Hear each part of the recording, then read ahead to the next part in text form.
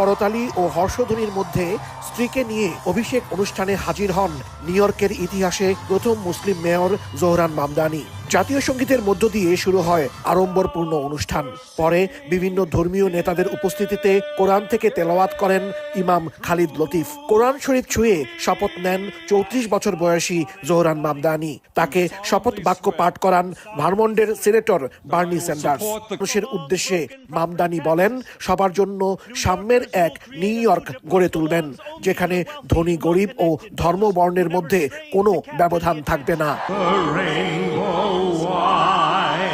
Staten আইল্যান্ডের PS-22 স্কুলের কোমলমতি শিক্ষার্থীরা মামদানিকে স্বাগত জানিয়ে সঙ্গীত পরিবেশন করেন। 13টি মশলার এক দারুণ কম্বিনেশনে তৈরি ইফাত রশিদ বিরিয়ানি মশলা। উৎসব এখন প্রতিদিন। গান, কবিতা আবৃত্তি ও অভিবাসীদের বক্তব্যে অনন্য হয়ে ওঠে অভিষেক অনুষ্ঠান। ভেনেজুয়েলার একজন অভিবাসীর হাতে থাকা বাইবেল ছুঁয়ে শপথ নেন নির্বাচিত পাবলিক অ্যাডভোকেট। অনুষ্ঠানে উপস্থিত ছিলেন নিউ ইয়র্কের কংগ্রেসওম্যান আলেকজান্দ্রিয়া ওকাসিও কর্টেজ ও জোহরান মামদানির ভারতীয় বংশোদ্ভূত বাবা মা। দায়িত্ব নেওয়ার দেউলিয়া ঘোষণার বিরুদ্ধে সরাসরি ব্যবস্থা নেবে তার প্রশাসন। এ যেন সত্যিকার অর্থেই নিউ ইয়র্ক সহ পুরো যুক্তরাষ্ট্রে নতুন যুগের সূচনা। এখন পরবর্তী 4 বছর নতুন মেয়র কতটুকু নির্বিঘ্নে দায়িত্ব পালন করতে পারেন, অভিবাসীদের সমস্যা ও সংকট দূর করা সহ নিম্ন ও মধ্যবিত্তের প্রত্যাশা কিভাবে পূরণ করেন, তাই দেখার অপেক্ষা।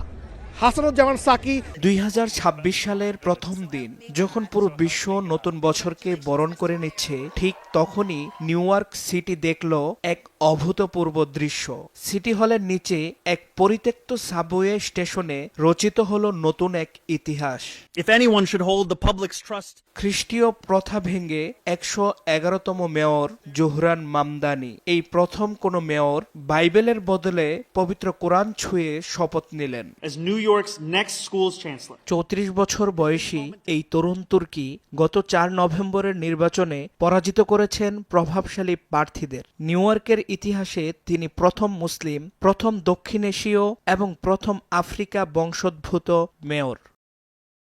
শপথ শেষে মামদানি আবেগঘন কণ্ঠে বললেন, এটি সত্যিই সম্মানের। যে শহরে লাখো মুসলিমের বাস, তাদের সেই প্রাণবন্ত উপস্থিতির কথা স্মরণ করে তিনি বেছে নিয়েছিলেন পবিত্র কোরআনের এক অতি পুরাতন কপি, যা খুঁজে পেতে তাকে সহায়তা করেছেন তার স্ত্রী রমা দোয়াজি।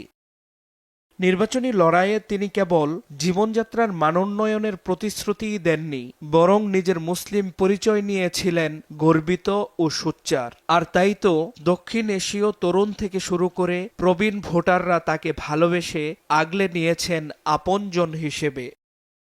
সংবিধানে কোনো নির্দিষ্ট ধর্মগ্রন্থের বাধ্যবাধকতা নেই, কিন্তু জোহরান মামদানি দেখালেন ঐতিহ্যের সাথে আধুনিকতার সেতুবন্ধন। মুফতি জাকারিয়া হারুন,